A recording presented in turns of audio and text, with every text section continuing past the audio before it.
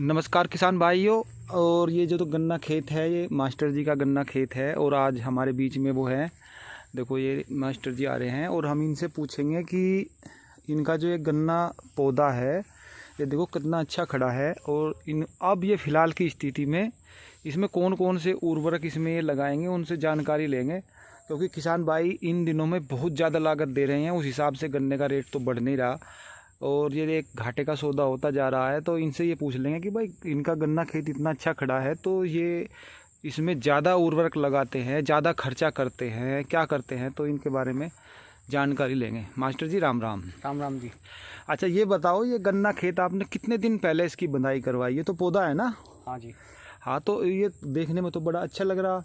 अब इसकी कितने दिन पहले आपने बंधाई करवाई? लगभग इसकी बंधाई कराई करीब 15 से 20 दिन हो गए। 15 से 20 दिन। अब इसकी जो दूसरी बंधाई करवाओगे कितने दिन बाद करवाओगे? बस एक हफ्ते के अंदर अंदर। हाँ, इसमें काफ़ी यदि मैं देखूँ तो गन्ने जो हैं काफ़ी ऊपर निकल गए।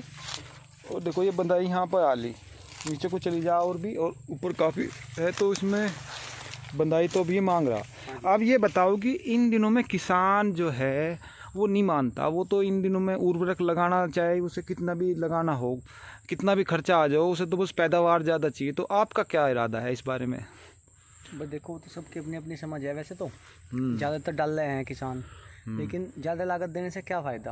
अच्छा। अब इसमें अगर भरमार कर दो, डाल दो, कुछ भी सामान डाल दो, दुकान पर जाओगे वो तो पैसे लूट लेंगे, सामान दे देंगे, ये डाल लो वो डाल लो। हाँ। लेकिन मेरे हिसाब से तो कोई ज़रूरत है नहीं। अच्छा, केवल इसमें ज़्यादा करो, यूरिया डाल दो।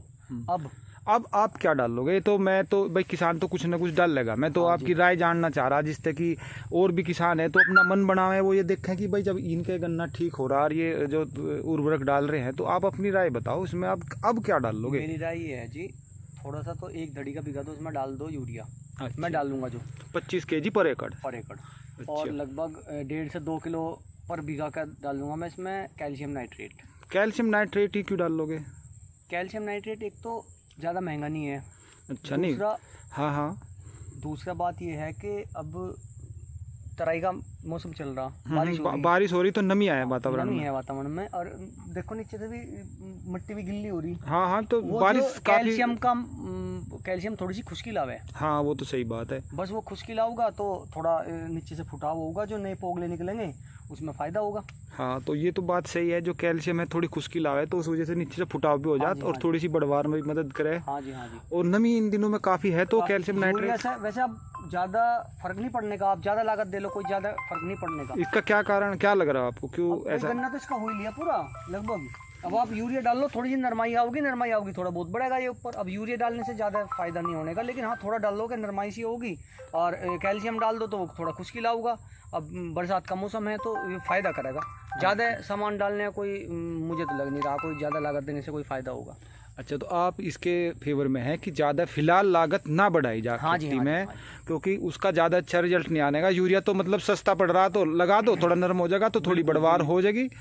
और कैल्शियम नाइट्रेट में भी 2 चीज़ होवे, कैल्शियम भी होवे और उसमें यूरिया भी है। नाइट्रोट रूप में है और नाइट्रेट रूप में ही यूरिया भी लगता है। तो इस मारी ये जो आप यूरिया कम डाल रहे हो वो सिर्फ कैल्शियम नाइट्रेट की वजह से ही यूरिया की मात्रा आपने कम कर दी होगी।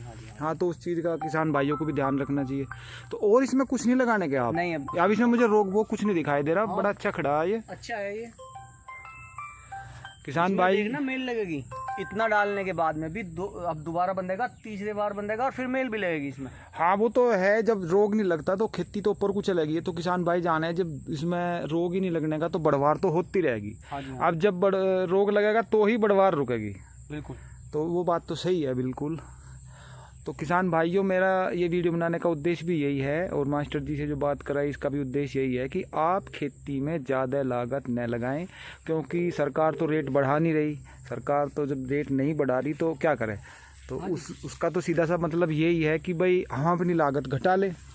लेकिन किसान मानता भी नहीं है और भाई मानने भी नहीं जा रहा। जब पड़ोसी का जो गन्ना खेत है वो ज़्यादा अच्छा हो जा तो लागत फिर कितनी भी बढ़ो उससे कोई मतलब नहीं होता। किसान तो लागत तो देता ही चले जा। लेकिन इन दिनों में यदि आप यूरिया ज़्यादा ना लगा के थोड़ी थोड़ी मात्रा में लगाते रहोगे तो इससे गन्ना थोड़ा नरम हो जा और थोड़ी सी बढ़वार उसकी ज़्यादा हो जा।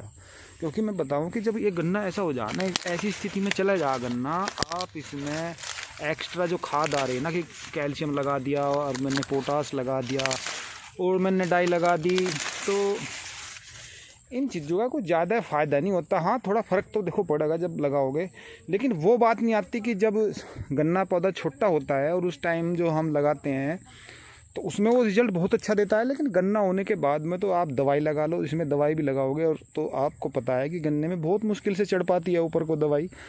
एक जैसे फेराडोन है, वही लगभग 6 फुट का, तो वही कंपनी रिकमेंड करती है कि 6 फुट तक हमारी दवाई चढ़ जाती है।